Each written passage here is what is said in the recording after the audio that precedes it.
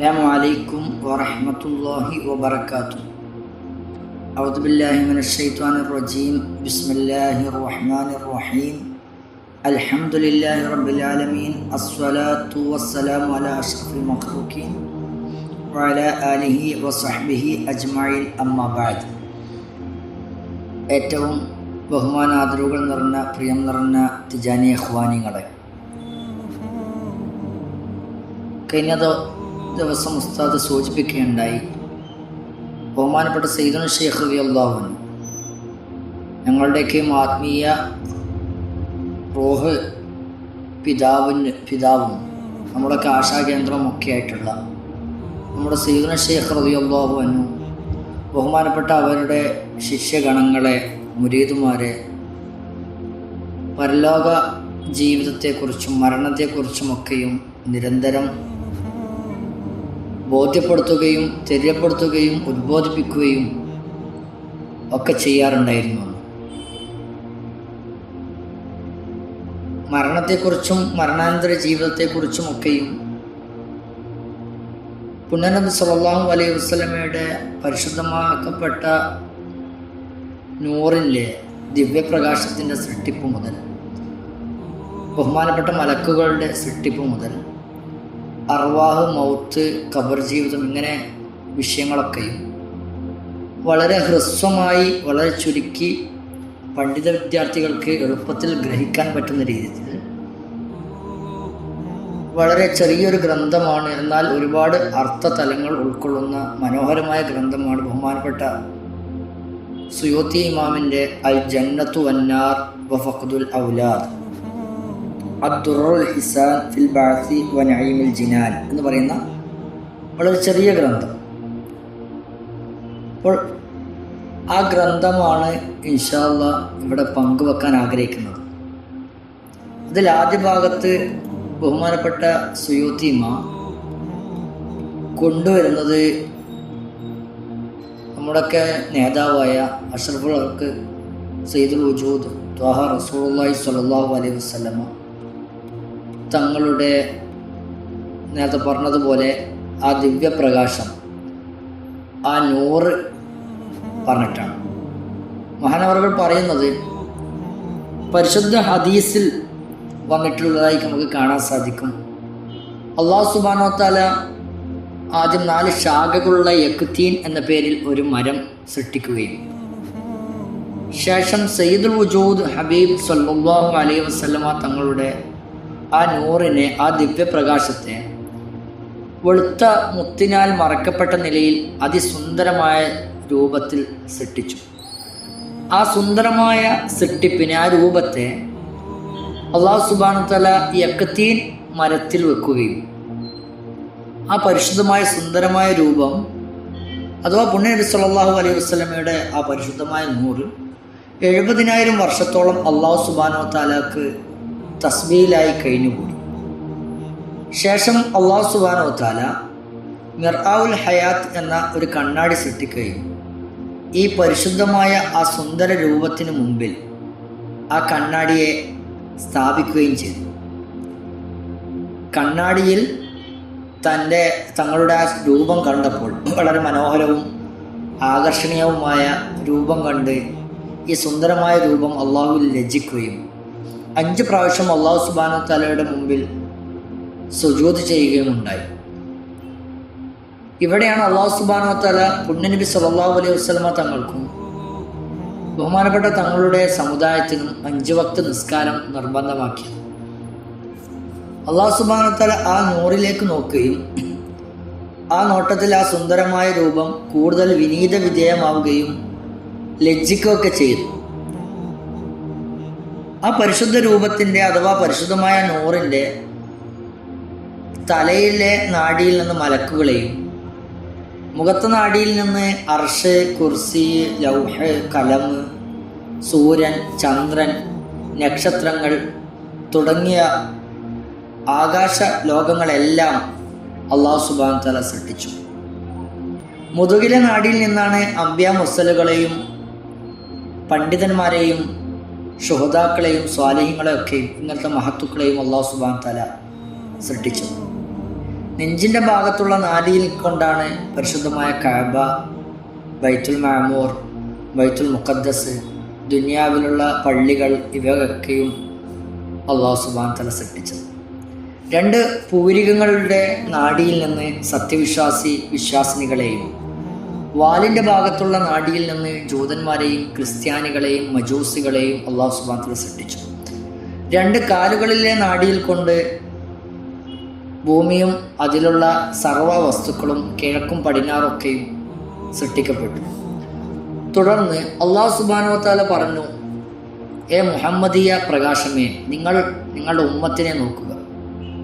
ഉടൻ ആ പരിശുദ്ധമായ സുന്ദരമായ രൂപം അള്ളാഹുവിൻ്റെ റസൂൽ സല്ലല്ലാഹു അലൈഹി വസല്ലം തങ്ങളുടെ നൂർ മുൻഭാഗത്തേക്കും നോക്കുകയുണ്ടായി. അവിടെ നൂർ പ്രകാശമാണ് കണ്ടത്. തുടർന്ന് പിൻഭാഗത്തേക്കും വലതുഭാഗത്തേക്കും ഇടതുഭാഗത്തേക്കൊക്കെ നോക്കുമ്പോൾ അവിടെയൊക്കെ നൂർ പ്രകാശമാണ് കാണാൻ സാധിക്കുന്നത്.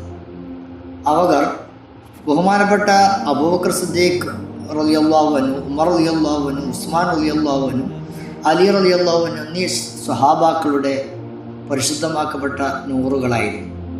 തുടർന്ന് ഈ സുന്ദര രൂപം പുണ്യനബി സല്ലല്ലാഹു അലൈഹി വസല്ലം തങ്ങളുടെ നൂറ് രൂപം 70,000 വർഷം തസ്ബീഹിലായി കഴിഞ്ഞുകൂടി. ശേഷം അല്ലാഹു സുബ്ഹാനഹു വ തആല ഈ നൂറുകളിലേക്ക് നോക്കുകയും അതിൽ നിന്നും 4 സ്വഹാബാക്കളുടെ റൂഹുകൾ സൃഷ്ടിക്കുകയും ചെയ്തു. ഈ സന്ദർഭത്തിൽ ഈ റൂഹുകൾ ലാ ഇലാഹ ഇല്ലല്ലാഹ് മുഹമ്മദ് റസൂലുള്ളാഹ് എന്ന് വിളിച്ചു പറയുകയും ഉണ്ടായി.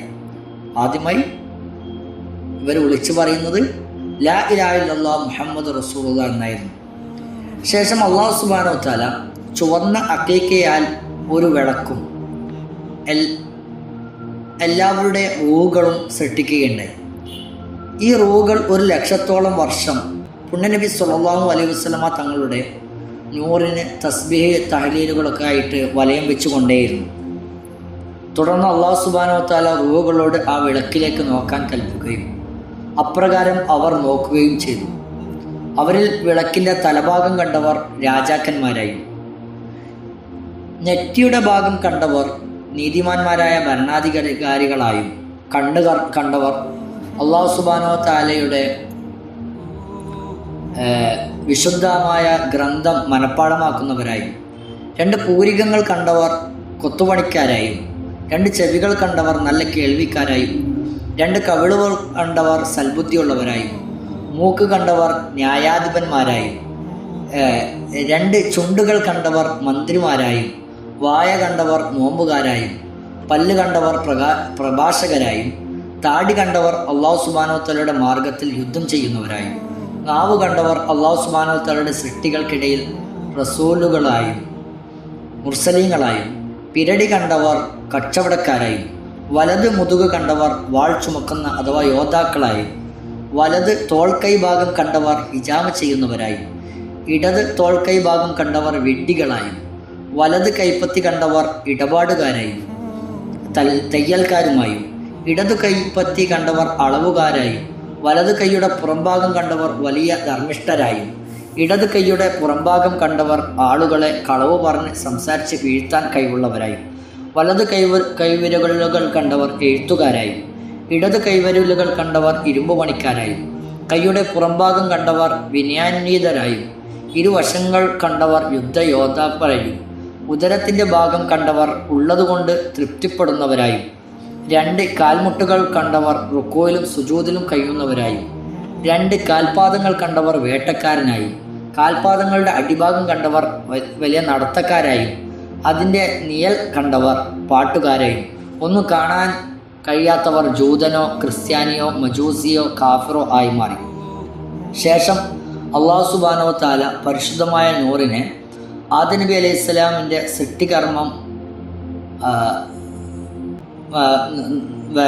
സൃഷ്ടികർമ്മം വരെ ബഹുമാനപ്പെട്ട അർശിൻ്റെ ചുവടെ നിക്ഷേപിച്ചു.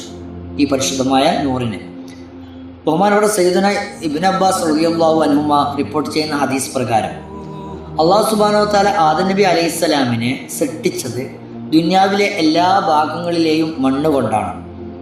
ബൈത്തുൽ മുഖദ്ദസിലെ മണ്ണ് കൊണ്ട് തലയും സ്വർഗത്തിലെ മണ്ണുകൊണ്ട് മുഖവും, കൗസറിലെ മണ്ണുകൊണ്ട് പല്ലുകളും, പേർഷ്യൻ മണ്ണുകൊണ്ട് ഇടതു കൈയും, ഇന്ത്യൻ മണ്ണുകൊണ്ട് കാലുകളും, പർവ്വതങ്ങളുടെ മണ്ണുകൊണ്ട് എല്ലുകളും, ബാബിലോണിയൻ മണ്ണുകൊണ്ട് നാഡീ നരമ്പുകളും, ഇറാഖി മണ്ണുകൊണ്ട് മുതുകും, ഫിർദൗസ് മണ്ണുകൊണ്ട് ഹൃദയവും, ത്വായിഫിലെ മണ്ണുകൊണ്ട് നാവും, ഹൗദുൽ കൗസറിലെ മണ്ണുകൊണ്ട് 2 കണ്ണുകളും സൃഷ്ടിച്ചു.